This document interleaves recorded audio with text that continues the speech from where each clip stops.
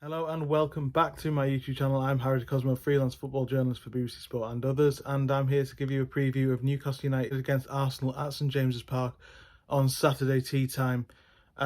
Really huge game for both sides in various different ways. I think Newcastle, they're obviously lagging behind in the race for the top four at the moment, 5 points behind Aston Villa after that draw at Wolves, and it's a good opportunity to get back if they can.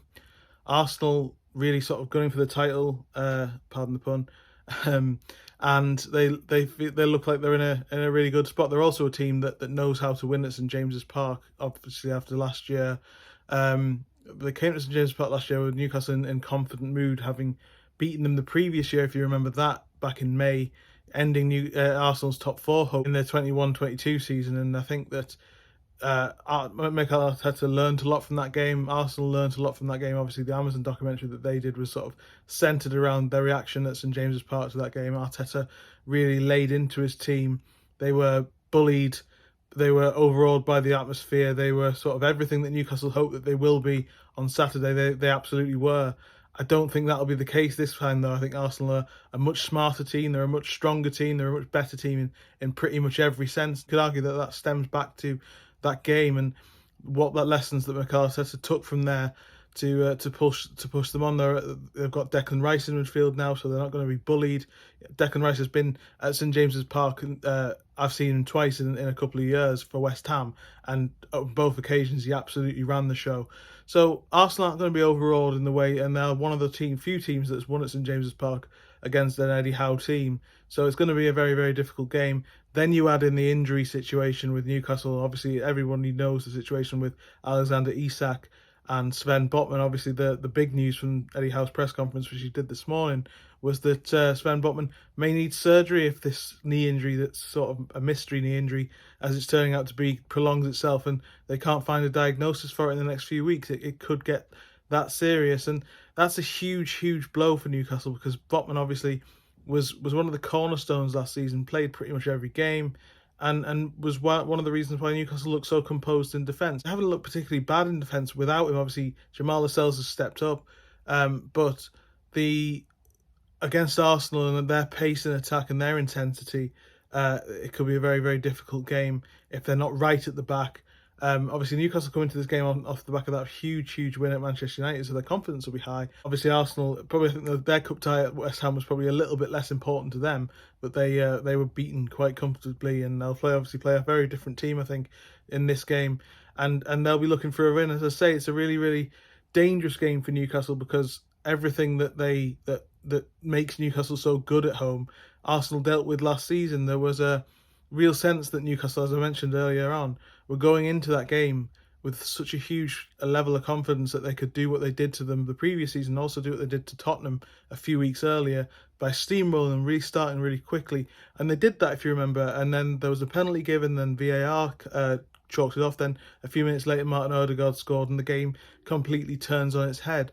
Arsenal will not want Newcastle to get going on that way this time. I think they'll go straight in for its really ferocious start that's probably likely at St James's in both directions.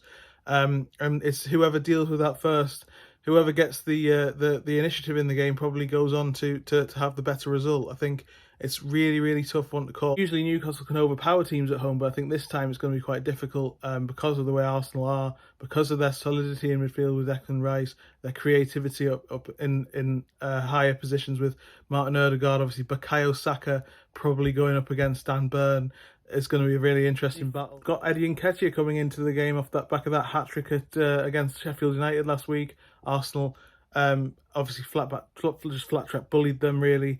There's not really any debate about that game. Sheffield United are not a challenge on the level of Newcastle. Mikel Arteta has spoken this morning as well, has talked about the need to calm that atmosphere. Everyone knows what they're getting at St James's Park, and both Newcastle and Arsenal will know what's in store. I think that Arsenal are going to have a real opportunity to make a statement if they get a victory here. Newcastle need a good result. They can't be they can't keep falling behind the likes of Villa and Liverpool and Man City and Tottenham and Arsenal as well, because the gap at the top is very small, and then there's this sort of little gap opening up to Newcastle and the teams below. Newcastle currently in 6th. They need to maintain that, at least maintain that 5 point. That can't get any bigger. Going into games against the likes of Chelsea, obviously Bournemouth next week, but also you've got to throw in the Champions League trips to Dortmund and PSG as well. So there's so much to come up. Newcastle's injury situation is getting worse. Obviously, Matt Targett, looks like a hamstring problem. Looks like he might need a scan today to discover what the extent of that is, which isn't great news because it's another squad player. It's another player who can come in and do a job out for a while. But Newcastle generally look like they're in a strong position in fullback anyway, with Lewis Hall and Tino Livramento. I expect both Dan Burn and Kieran Trippier to come back into the team for this one. I also expect Callum Wilson to start, although there is the sort of realisation that Newcastle need a win in Dortmund on Tuesday as well to contend with. So really interesting to see what Eddie Howe does with this game. Just a short preview for me today.